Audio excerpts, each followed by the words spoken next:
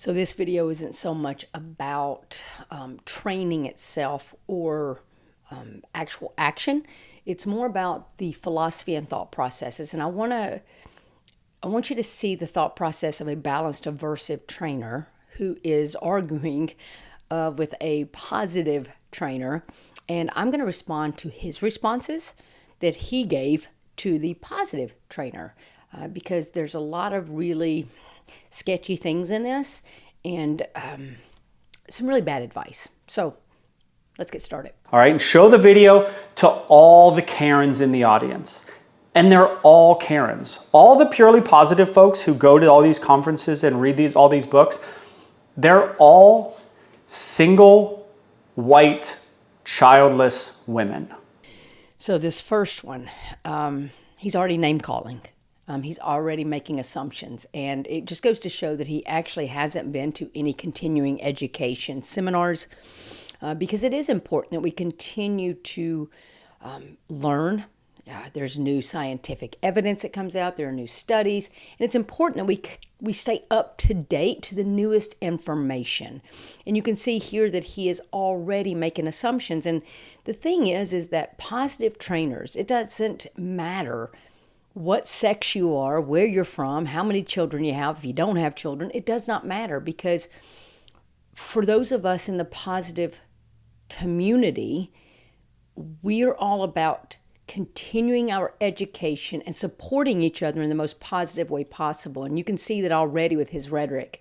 He's already being insulting, so he's not willing to learn anything and is just going to try to use name calling, basically. Okay, and none of those are bad. You can be all those things. But don't act like you know everything and shame other people. If you haven't gone through the raising a child process, and none of them have. So first off, we don't know everything, and that is why we attend seminars and workshops and learn from each other, and we read books, and we continue with our education because we don't know it all. And we want to make sure that we are doing the best that we can for our clients and our patients, which are the dogs. And now he's saying that if you've not raised children, then you obviously don't have a clue about anything. And that's really an odd way to use his argument, because now he's saying you have to have a child to know that child raising process in order to work with dogs. I don't know. Let's see where he's going with this. Process of raising children, they don't understand discipline and love, and they think that their dogs are their children and there's no rules and everything's positive. They don't understand life. So he says that if we have not raised children, and I did help raise my niece, I do not have children of my own, that if we don't raise children, then we don't understand discipline and love. And I work out 5 to 6 days a week. That's discipline. I love my family. I love my pets. I love my wife. I love my neighbor. So he's saying that if you didn't raise children, then you don't know how to do this. And yet he's saying all we do as positive trainers is treat our dogs as children. Isn't that what you're applying? Is that we have to know how to raise children in order to raise dogs? Wouldn't that be equal? Dogs, children? I don't know. Let's continue. Dominance theory has been widely discredited, and I beg you to please look into different training methods before believing this guy's nonsense. So everyone says that. All the purely positive folks comment and they say it's been widely discredited. And almost not every time, but I'll occasionally go, okay, has it? And I'll type in dominance theory. And I do it fairly often. And I don't see where it's discredited. So the study that came with the alpha theory, dominance theory, was 1947. Okay, 1947 by ecologist and animal behaviorist Rudolf Skinkel. And he came out afterwards and said, you know what? This is skewed. This was not done correctly. There were a lot of problems with my study. And then even in 1970, David Meach, who is a huge guru on wolf study, he wrote a book with the alpha theory, And then once more information came out, he even came back and said, nope, this is not right. And here's the link right here if you want to go read what he says about it. And so there, it's not that hard to find. And they go, yeah, the guy who coined the phrase, he took it back. And I go, okay, great.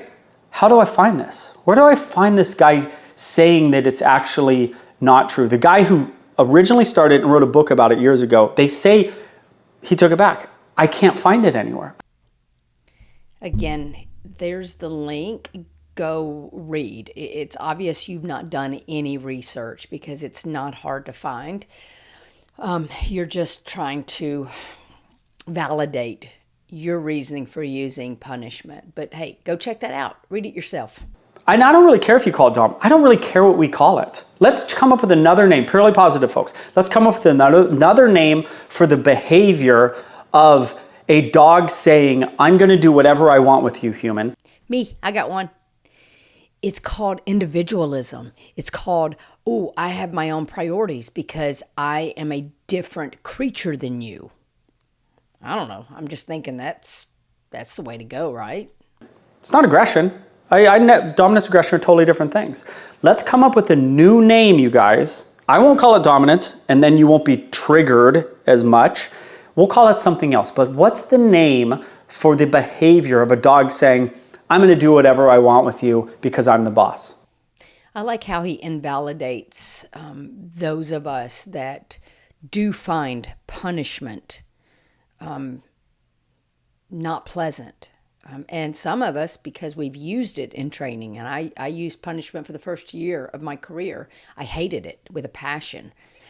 It's also very upsetting to me to see people like this choking and hanging and yanking on dogs. So to invalidate someone's feelings because you don't like it is not necessarily a good way to go and not a good way to be a professional.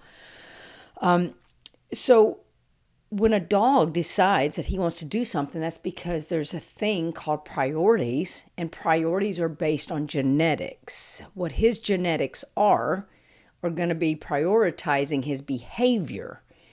Listening to a human is not priority, and the only way you can accomplish that is by fear, pain, punishment. Whereas we, being positive trainers, try to build a relationship so that we can coexist together and we do things for each other. My dog comes to me because I've asked for it, because there's a reward involved, because I usually have a reason. Do I call my dog if I don't have a reason just for training purposes? Not necessarily. I don't call her away from something fun she's doing just to get the come. I let her know that when I am asking her to do something, there's usually a reason behind it, and it's usually to keep her safe. I'm not trying to control every aspect of her life. My dog is an individual. She has her own genetics. She has her own needs, her own desires. My job is to coexist with her and help her to navigate this world and meeting those needs and giving everything I can to her to help her feel as safe and secure as she can possibly feel in this absolute insane world. Patricia McConnell isn't day-to-day with 20 dogs over the last 15 years. She's writing books, and she's writing articles for Bark magazine, and she's selling those books at these conferences. She's not in the trenches. None of these people are. So let's talk about Patricia McConnell real quick. So Patricia McConnell is an author. She's a speaker and an applied animal behaviorist who has made a lifelong commitment to improving the relationship between people and animals. Patricia saw clients for serious behavior problems for 30 years and taught the biology and philosophy of human and animal relationships, zoology at the University of Wisconsin-Madison for 25 years. For 14 years, she dispensed advice about behavior problems and information about animal behavior research on Wisconsin's public radio. She's been on the TV. I remember watching her as a very young trainer.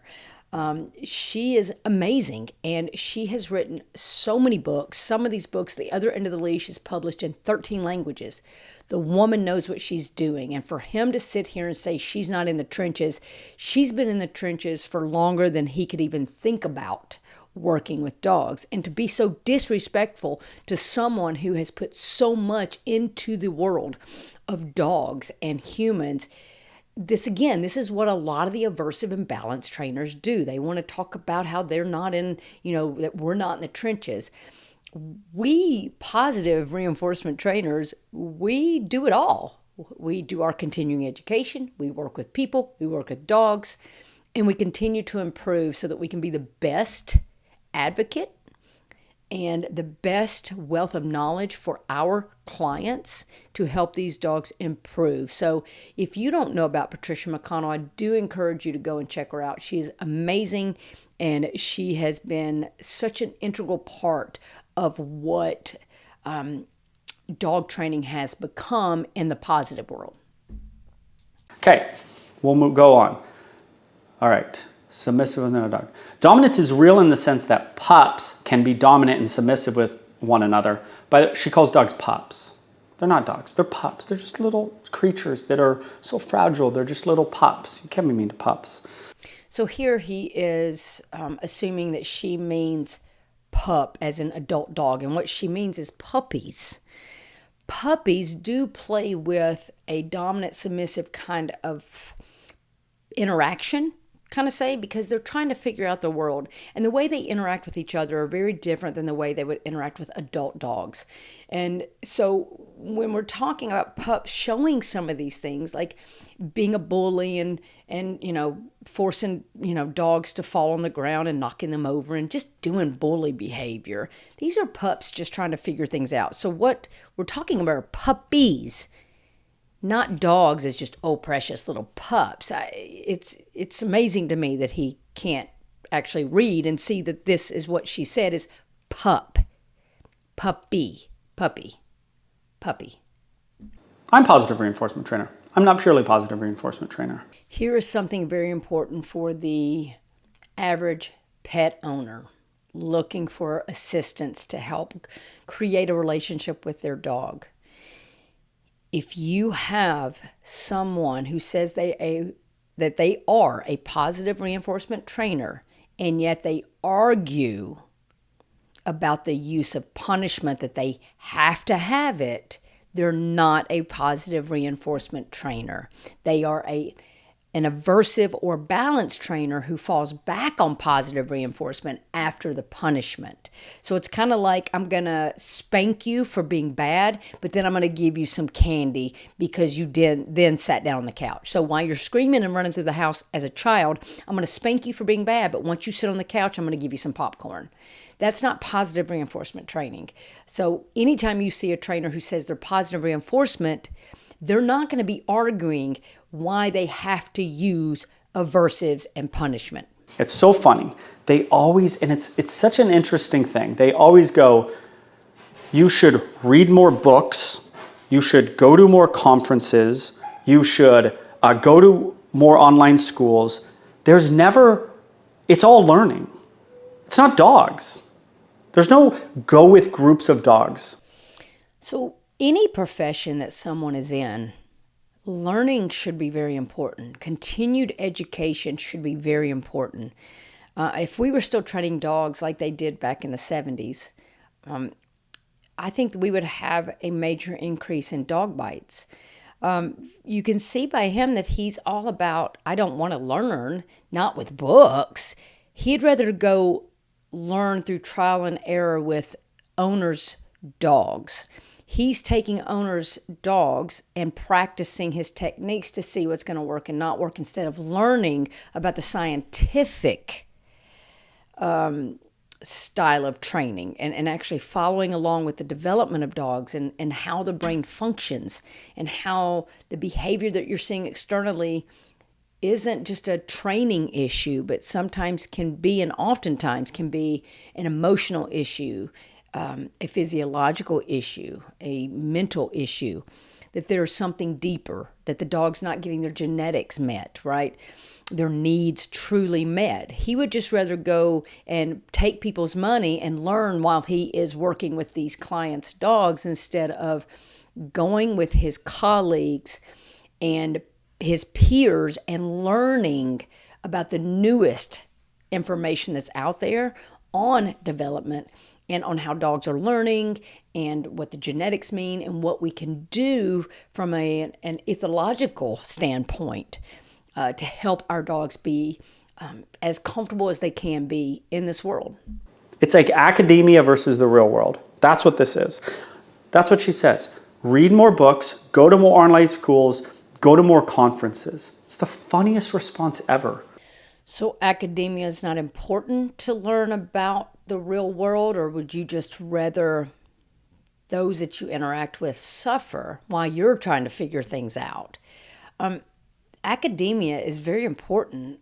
Education is very important. If you don't continue to educate yourself, then you can't continue doing your job. I mean, who wants to go to a doctor who, got their degree in 1970, but has not done any continuing education, right? So it's like you come in and they're trying to still use antibiotics that have been off the market because that's all they know. So it's insane to me. If you are looking for someone to work with, please go with someone who is passionate about continuing their education and not claiming that they're like an expert after they've had 5 years of experience. I've been doing this for almost 30 years professionally, and I am not anywhere near an expert because there's still so much to learn. Now, do I have a lot of knowledge? Absolutely. Am I a leading educator in dog behavior and communication? Absolutely. However, I still have a lot to learn. And as we continue to do our studies and see the energy that we're putting into understanding dogs better and that brain and that development, I'm going to do a better job at helping my clients, the ones that pay me to do what I need to do. I am doing them a great service by continuing my education instead of stroking my ego and saying, I know everything I need. I don't need to do anything more. That's dangerous. And it's dangerous when you're working with a live animal and you're taking people's money for it. Just learn more. You know where I learned more? 15 years of having thousands and thousands and thousands of dogs on my property and going to thousands of homes and teaching thousands of group classes and doing thousands of privates out here with aggressive dogs. Wow, he's done a lot in 15 years. I honestly couldn't tell you how many dogs I have worked with. 30 years of being paid to do this. I can't tell you how many dogs I've worked with, how many clients I've worked with. Many of my clients I've done multiple dogs with because they love what we do. And so they lose a dog, they get a new one, they call us. So I don't think that just because you have this many amount of dogs that you've worked with that you know everything, because those 1,000 dogs all have different personalities, all have different genetics, all have different needs. Their legs are different. Their learning style's different. Their environment's been different. Their genetics are different. The way they feel's different. It's amazing to me that balanced and aversive trainers love to brag about how many dogs they have claimed to work with, when many of us we don't keep up with it. I couldn't tell you. I honestly could not tell you how many dogs I've worked with in 30 years. But I can tell you that every dog teaches me something, and I'm very appreciative of that. And every dog I've worked with has gotten me to where I am today, on top of my continuing education and my book learning and understanding the scientific parts of training, understanding the neuroscience, understanding, even things like nutrigenomics. It's about really getting in there and understanding that the dog is a whole, not just one part. The external behavior is one part. The dog is an individual as a whole. That means gut health, brain health, history, genetics, physical health, right? Did the dog have parvo as a puppy? That's going to change things. That's going to mess up the immune system. And when the immune system's messed up, the gut health is messed up. And when the gut health is messed up, the brain cannot function the way it needs to function. How do I know that? Through education. Learning from people who know more than me about things like neuroscience. Okay, so if you're watching this and you're a pet owner, please go with someone who actually cares about teaching you and your dog and developing that relationship, and not just doing things to stroke their ego and just to give them a bunch of money. That's right. Well, I went to school. I worked with lions and monkeys and wolves. Then I worked with killer whales, and then I came here. So I can't just say that. What's amazing to me is that he puts down those people that want to educate themselves and continue to educate themselves, but yet he then steps up and says, I went to school and I worked with all these animals. And here's what's really very disappointing. If he worked in a zoo and he worked with these animals, there is no positive punishment, which means there's no added discipline there. Okay, you're not going to put a shock collar on a lion or a tiger and get the results you want. Zoos practice cooperative care using positive techniques. They do not use punishment at all. How do I know this? Because we have a trainer on our staff who has worked with within the zoo system, and especially with marine mammals. They don't use positive punishment. So for him to go to school and know that this can be done with wild animals, for him to choose to do it with dogs, tells me that he is choosing to cause pain and punishment to get a quick fix. And yes, I am putting quotes, quick fix, because most of the behaviors that you'll see these trainers, basically what you'll see them do is suppress behavior. Okay, they're not fixing behavior. They're just saying, don't show me that behavior. I don't care, just don't show it to me. I don't care why it's happening. I just don't want to see it. And then they say it's fixed. And that is not the case. That creates so much mental angst. And that is why dogs that are trained using balance or aversive techniques typically will come to us or other behavior specialists with fear, anxiety, reactivity, aggression, because they are basically walking on eggshells all the time. And so the fact that he knows that there are better ways to do it and chooses not to do it tells me a lot about him. But the answer, thinking the answer is book learning, is one of the craziest things I've ever heard. Or an online school, that's where they get it. It's an echo chamber. They're in this bubble. For him to say that reading books or doing online courses from those that know more than we do or know different things. Me personally, I've taken many courses on the development of dogs, stages of adolescence, nutritional courses. I've taken courses on herbs and acupuncture and acupressure, massage, everything that I can take to educate myself to help these dogs do better in a world that is not set up for them, I am going to do, because that is my job, and people pay me to make sure that I do that for them with the least amount of trauma, because most dogs we work with already have trauma.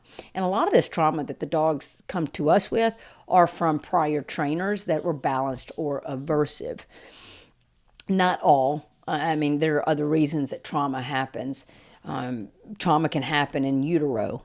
So for him to be like, you just don't do books, I don't understand why we don't take advantage of learning from someone that knows more than you. So for someone who started out the video saying that they think purely positive trainers know everything, when we're doing nothing but trying to continue our education, and for him to sit and say, why do I need a book? He's kind of saying he knows everything. And in actuality, he doesn't know much. Especially if you watch some of the other video I did with him on a reactive dog, you can see how he's really not sure exactly what he's trying to accomplish or try to do, because he's refusing to educate himself. He's just trying to go with his ego.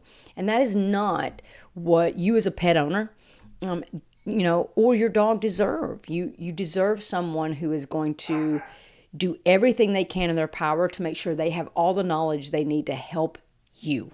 Never sort of challenging a dog to be better, never putting a dog in any uncomfortable situation. Then Cesar Millan came along, and those positive reinforcement folks would come into someone's home, and they go, the people clients would go, yeah, they usually didn't even say this, but they thought it, go, yeah, I saw this guy on TV kind of fix the aggression. And it broke their brains because they had no answer to it. I'm honestly not sure what he thinks positive dog trainers do. We are a lot of times focused on helping the dog be better with its owner, and helping the dog be better in this world that is insane for most dogs, because it's just too busy, too loud. Many dogs are not bred for that. When dogs were bred back in the day, it was a much quieter environment. Our dogs just don't have the capability to deal with the things. So yes, we try to avoid a lot of uncomfortable situations until we give our dogs the tools to handle those situations. We don't just throw them into a situation and say, sink or swim. No, we're going to teach the dog how to swim before we throw them into the water, not punish them because we've not given them any skills. And the thing is, what Cesar Millan did, and what you're trying to be like, oh, look how good he was, all that was suppression of behavior. And suppressing behavior does not fix behavior. Suppression of behavior stops that behavior only momentarily. So it's for a short period. What's going to end up happening is that behavior that's been suppressed will come back. But oftentimes it will come back in a much bigger explosion with a much shorter fuse, because the balanced or aversive trainer, like Cesar Millan, was nothing but a bully. Basically what they did was say, I don't want to see any emotion from you. I don't want to see any warnings from you. You stop that right now. And so basically they said, I don't care how you feel. I want you to do this. And that's the bottom line. And so then what happens is the dog gets more anxious, more frustrated, and the fuse is much shorter. And then the explosion is much bigger. And then you get the dog just did this out of the blue. When in actuality, the dog has been communicating it through the external behavior for quite some time. So for us, we don't suppress behavior. We don't come into a home and say, oh, your dog is jumping. Well, let's just knee them in the chest or smack them in the head. And no, we fix that. Look how good I am. No, we have to ask ourselves, okay, what is going on here? Now, typically jumping is because it's been reinforced. Dogs are trying to get up to the face. But we don't come in just to suppress behavior. Positive trainers look at the dog as a whole and as an individual. We're not looking at external behavior that irritates the owner and then punishing and causing pain and fear in the dog to make the owner happy. We are there to ensure that the owner understands what their dog is going through, and then help give the owner and the dog the proper tools to build the relationship to handle the environment that they are in.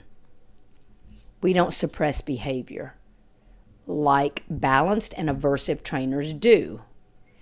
Oh, you want to pull on a leash? I'll just pop that prong collar. I'll just yank you with all those nerves in your neck. I'm going to yank you so you'll stop pulling.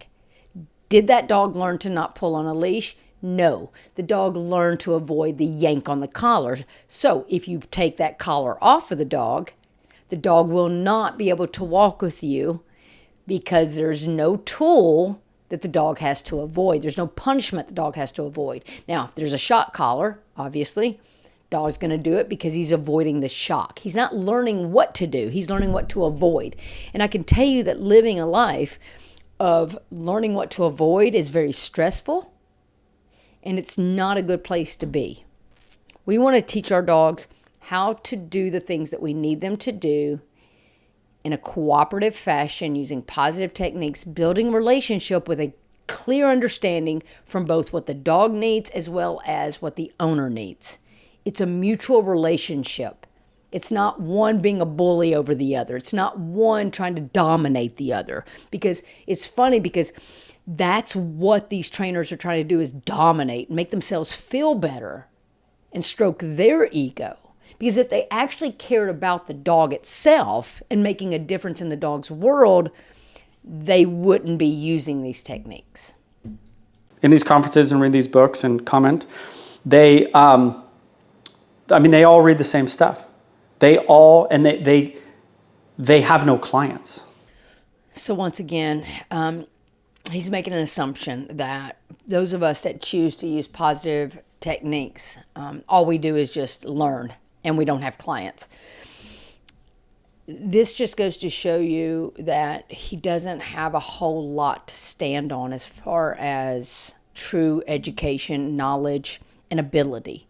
And in order for him to feel better, he has to insult and assume about positive trainers. I can tell you that many positive trainers are so busy and that they're a wait list because people are starting to understand that there are better ways, and that with all the hatred that's in this world right now, the one place they don't want to be hateful is with their dog. The one place they don't want to have to cause pain and frustration is with their dog, because their dog is the one thing that looks at them and doesn't judge them for anything. I encourage you as a pet owner, please do your research. And I don't mean look at Google reviews, because Google reviews can be paid for. They can be from people who don't really know that there are other things that there are other options. Do a deep dive into into whatever trainer you're working for, because I'm going to tell you, not every trainer is a professional. You need to do a deep dive into what is their continuing education, what is their starting education, what organizations do they belong to, who do they go to, what are the peers that they work with, do they read the books, do they read the scientific information that's coming out about dogs and dog development and behavior. If they don't stay up to date on how to best help you and your dog, you need to run for the hills. Find someone who actually cares enough about you, your dog, and their profession that they continue to make themselves better to do the job that you hire us to do. Now, if you want to have some work with you and your dog, we're available for virtuals. We're available for in-person if you're local. But we do have a lot of success with our virtual clients. We also have on-demand classes and courses that educate you, the owner, because education is absolutely crucial. Okay, we have to educate in order to make anything better. I hope you guys enjoyed this video. If you do, please follow us on all of our social media channels. Be sure you sign up for our newsletter and listen to our podcast where we continue to talk about these things. And we continue to break this down and help you to understand that those that are trying to just take your money and take your dog and say that they're going to be trained in 2 and 3 weeks, it's a scam. It is a scam. You're not getting what you pay for, and it's costing you a lot of money. And the problem is, you may have the money to spend, but my concern is that it's your dog that is going to suffer.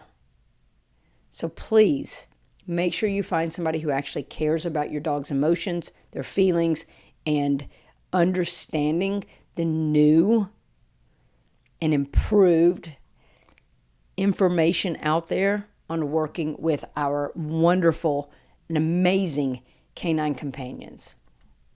Nikki from Dog Speak here. Appreciate you and hope you get everything you want out of your dog.